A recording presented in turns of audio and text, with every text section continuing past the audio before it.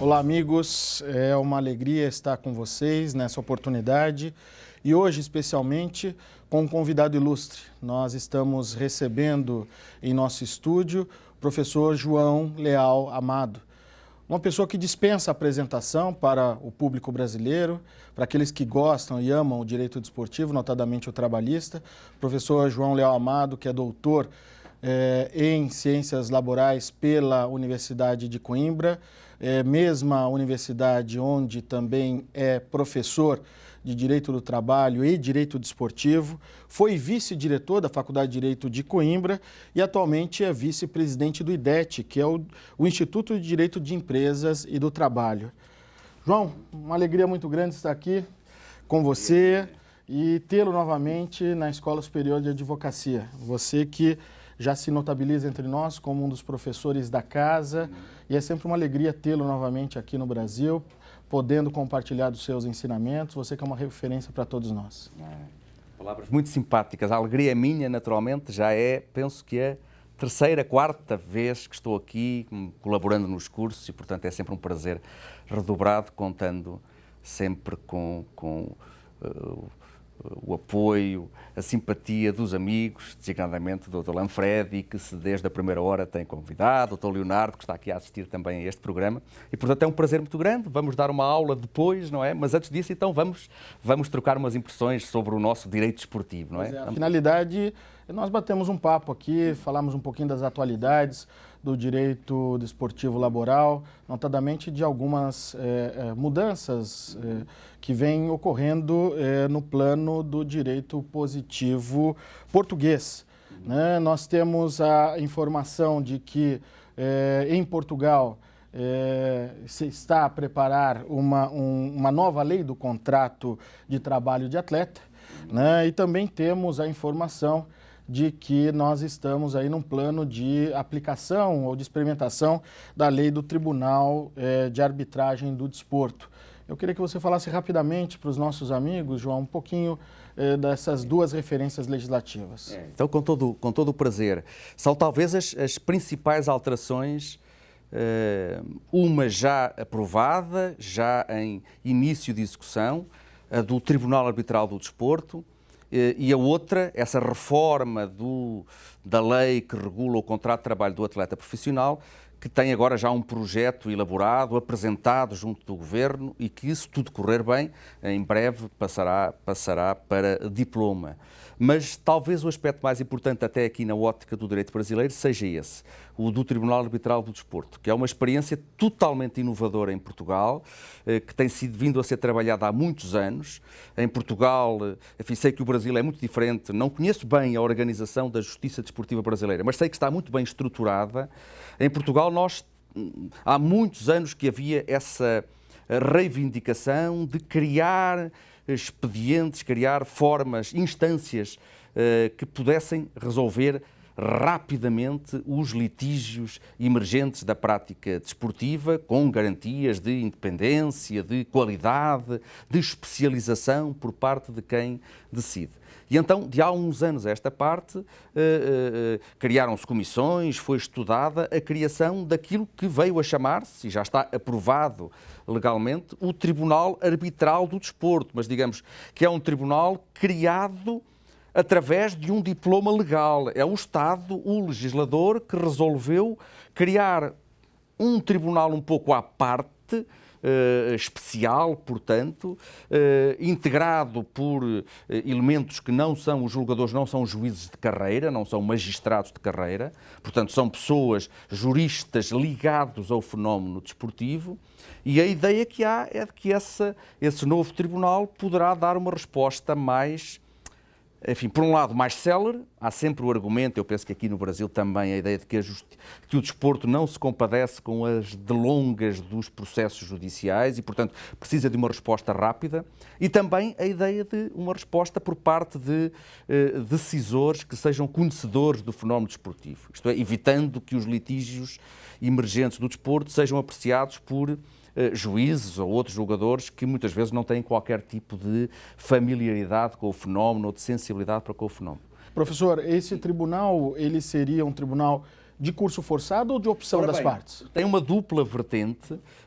Ele verdadeiramente, naquilo que vai ser provavelmente a sua atividade mais importante, é um tribunal, digamos, de arbitragem necessária, obrigatória, isto é, ele vai apreciar os recursos das decisões tomadas pelos órgãos jurisdicionais das federações desportivas. Portanto, neste momento, o sistema que hoje existe é que a Justiça Desportiva tem os seus órgãos próprios, comissões disciplinares, conselhos de justiça, enfim, no seio de cada federação. Isso permanece como está? Isso permanece.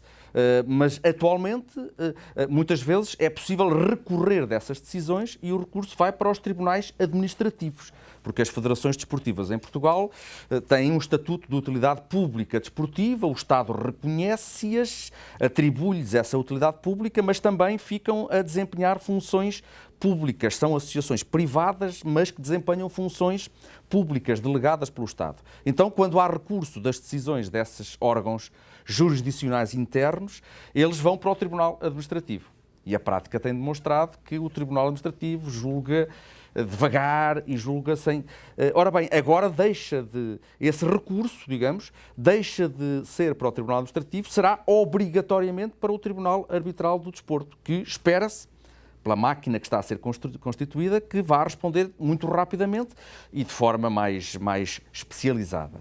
Depois, esse tribunal tem uma outra vertente. Portanto, além de funcionar como tribunal de arbitragem necessária, obrigatória, nessa parte em que está em jogo o exercício de funções públicas por parte das federações, tem também uma componente de arbitragem voluntária. Por exemplo, na parte trabalhista. Como o tribunal já está criado, os julgadores já existem, a máquina já está montada, se litígios entre atletas e clubes, entidades empregadoras, treinadores, clubes, atletas, agentes, intermediários, enfim, toda a parte privada, litígios ligados à prática desportiva, contratos de imagem, merchandising, trabalho desportivo, etc., quaisquer litígios podem, mas aí é arbitragem voluntária. Se as partes assim o entenderem, podem submeter o julgamento desse litígio não ao Tribunal do Estado, ao Tribunal do Trabalho ou ao Tribunal Civil, mas ao Tribunal Arbitral do Desporto. Portanto, ainda não começou a funcionar, vai só começar a funcionar, espera-se, ainda este ano, fala-se em outubro, mas já está constituído o seu presidente, o corpo de juízes, toda a máquina está a ser montada, digamos, para começar esse tribunal a funcionar. E é talvez a principal inovação. Há uma grande interrogação sobre se vai resultar ou não. Na constituição desse tribunal contribuíram a Ordem dos Advogados, as universidades, indicando juristas, também juristas indicados pelo movimento associativo desportivo, pelas federações desportivas. Pretende-se criar ali, verdadeiramente é um tribunal a meio caminho entre os tribunais do Estado e os órgãos internos da Justiça Desportiva. É algo a meio caminho que se espera que tenha a especialização suficiente, mas que conserve a independência e a garantia de rigor própria de um tribunal. De qualquer maneira, é uma modificação de vanguarda e espera-se, né, que traga os objetivos inerentes aos proveitos que a prática desportiva possa colher. Não há nada como uma prática para testar até que ponto é que este tribunal é um tribunal reclamado há muitos anos, sobretudo pelo movimento associativo desportivo, que dizia, nós precisamos, o desporto é específico, tem tempos próprios, não devemos recorrer sistematicamente aos tribunais do Estado.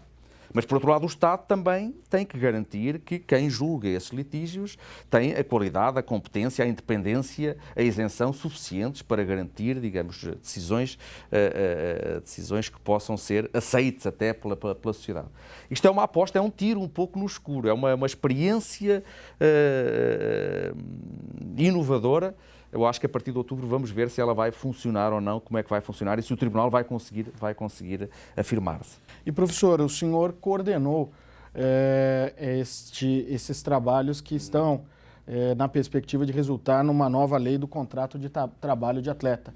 O senhor poderia nos falar o que vem como grande inovação desse novo movimento legislativo português? Vem aí, digamos, é uma mudança menos drástica, mas a verdade é que a lei que regula atualmente o contrato de trabalho que os atletas profissionais celebram com as suas entidades empregadoras desportivas é uma lei já de 1998.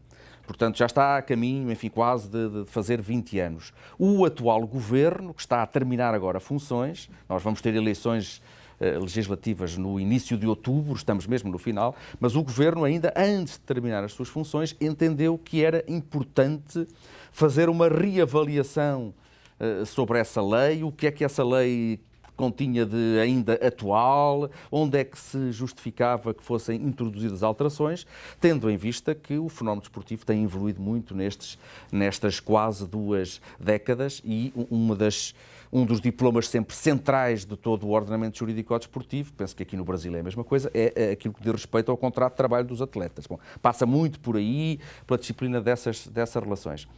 E, portanto, o Governo constituiu há uns meses atrás, foi um trabalho um pouco aí mais apressado, porque o mandato do Governo também estava a terminar, mas entendeu que ainda havia tempo útil para constituir uma comissão integrada por alguns juristas independentes, um dos quais fui eu que fui o coordenador, mas também com elementos do movimento desportivo, um representante do Sindicato dos Atletas Profissionais de Futebol, um representante da Liga Portuguesa de Futebol Profissional, um representante da Federação Portuguesa de Futebol, enfim, que pudessem, em tempo útil, fazer essa revisão. E, portanto, esse trabalho foi concluído a semana passada, portanto, acabou de ser entregue ao Governo, penso que foi disponibilizado, está online agora na página do Governo português, o projeto há 2 dias atrás, antes de eu viajar para o Brasil, está. Mas, claro, isto é apenas um projeto. O projeto prevê várias modificações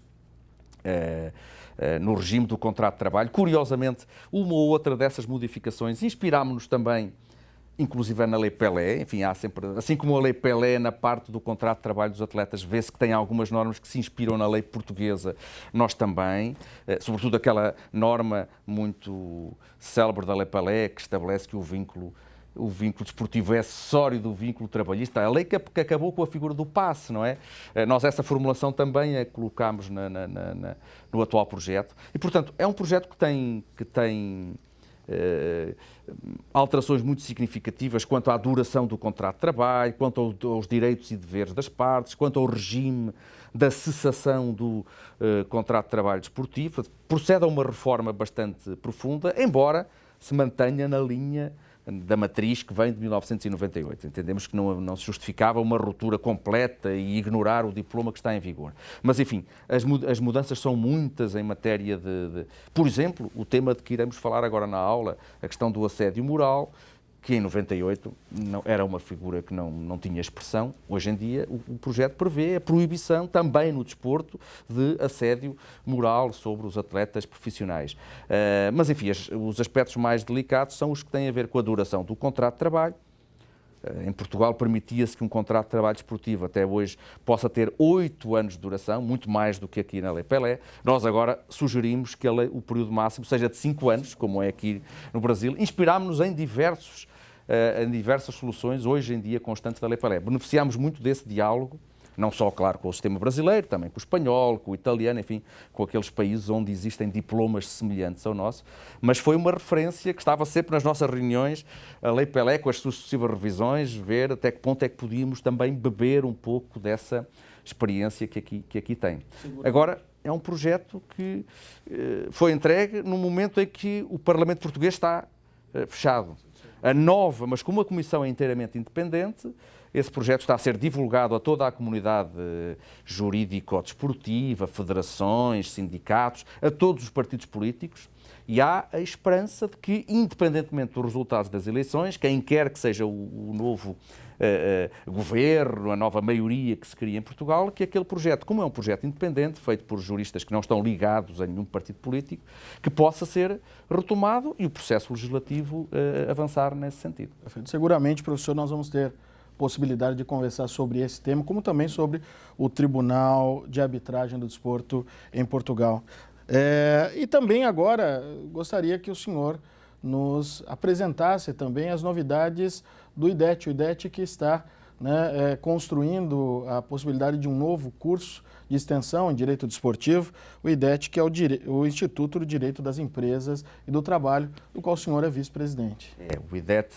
O IDET tem tido é um instituto, um centro de pesquisa, digamos, criado no âmbito da Universidade de Coimbra, da Faculdade de Direito de Coimbra, criado em 2000, por volta do ano 2000, sim, fez 15 anos agora, e embora seja um instituto que tem sobretudo por missão o estudo do direito empresarial, do direito trabalhista, também desde o início que nós procurámos cultivar também o estudo do direito desportivo e que realizámos diversos cursos de pós-graduação, no início dos anos 2003, 2004, 2005, interrompemos, mas agora estamos a relançar um curso, justamente porque passaram alguns anos, há novidades, há novas figuras. Vamos agora, em outubro, iniciar um novo curso de pós-graduação em que serão tratados em detalhe aspectos como o da relação trabalhista, com estas novidades que se anunciam, o Tribunal Arbitral do Desporto, o regime das sociedades anónimas desportivas, enfim, os temas nucleares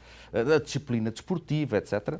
E onde também importa referir curso que será encerrado pelo Dr. Lanfredi e pelo Dr. Leonardo, que irão fazer a palestra de encerramento justamente sobre a justiça desportiva brasileira. No mesmo dia em que vamos falar do Tribunal Arbitral do Desporto português, também ver outros modelos, como é que funciona aqui no Brasil, como é que a justiça desportiva brasileira está organizada. E vamos contar em dezembro com a participação destes nossos dois amigos. E, portanto, insere-se nesse processo também de crescimento na academia do estudo do direito desportivo. Continua a ser uma área, enfim, apesar de tudo, uma área menor, em crescimento, em expansão, mas todos os anos surgem teses de mestrado, algumas até de doutorado, cursos de pós-graduação em Coimbra e noutras universidades e, portanto, está a fazer o seu curso, é um ramo de direito que se vai afirmando e este nosso curso é mais um episódio dessa história que se está a fazer. Professor, os advogados brasileiros que desejam frequentar este curso do IDET, é possível? É possível, nós, as experiências que temos tido, claro, não temos agora, recentemente, experiências de direito esportivo, mas eu tenho sempre coordenado cursos em direito trabalhista e nos últimos anos temos justamente optado por cursos mais concentrados no tempo, que não se distribuem durante todo um ano letivo, que se torna difícil quem vem do Brasil estar vários meses em Coimbra a estudar, mas temos feito cursos mais compactos, digamos, e temos tido muita receptividade de estudantes brasileiros. Portanto, a nossa expectativa é que aqui, também neste curso, que começa em finais de outubro e que termina em dezembro, portanto, verdadeiramente é um mês e meio de duração do curso, já estamos a ter contacto, telefonemas, e-mails, etc., também aqui de alguns juristas brasileiros a demonstrar interesse em participar. Existe uma direção, professor, que os advogados brasileiros... o IDET, colocando isso na rede mundial? Basta entrar na página, talvez seja o melhor, na página da Faculdade de Direito da Universidade de Coimbra, portanto, www.fd de faculdade de direito.uc.pt e quando aparece a página da Faculdade de Direito aparecem os institutos. Um deles é o IDET, Instituto de Direito das Empresas de Trabalho. Basta clicar e aparece logo toda a informação dos vários cursos do IDET, designadamente desse. E temos essa expectativa de que haja um núcleo de estudantes brasileiros. Aliás, Coimbra tem essa tradição, como o Dr. Lanfredi sabe muito bem. Neste momento, nós vangloriamos-nos muito nisso. Em Coimbra, nós dizemos que somos a maior universidade brasileira fora do Brasil. Temos mais de 2.000 alunos, a nossa universidade, nos vários cursos, na graduação, no mestrado, no doutorado, nas pós-graduações, temos mais de 2.000 alunos brasileiros permanentemente em Coimbra. Então, é uma cidade quase brasileira também, com uma presença forte. Professor, inscrições até o final de setembro? Inscrições um pouquinho mais tarde, pode ir até, penso que meados de outubro, por aí. Mas é muito fácil, está lá a informação e, portanto, basta enviar um e-mail, tem resposta imediata. Mas eu penso que o curso será para começar em 24, salvo erro, de outubro, e as inscrições, escrituras até meados de outubro que serão aceites. Professor Leão Amado, uma alegria muito grande tê-lo conosco, né, e podendo, né, ter o conhecimento do que há de mais novo dentro do direito do trabalho, dentro do direito esportivo. Agradecendo ao senhor essa presença de novo na nossa escola. Muito obrigado a todos, então, e ficamos para uma próxima.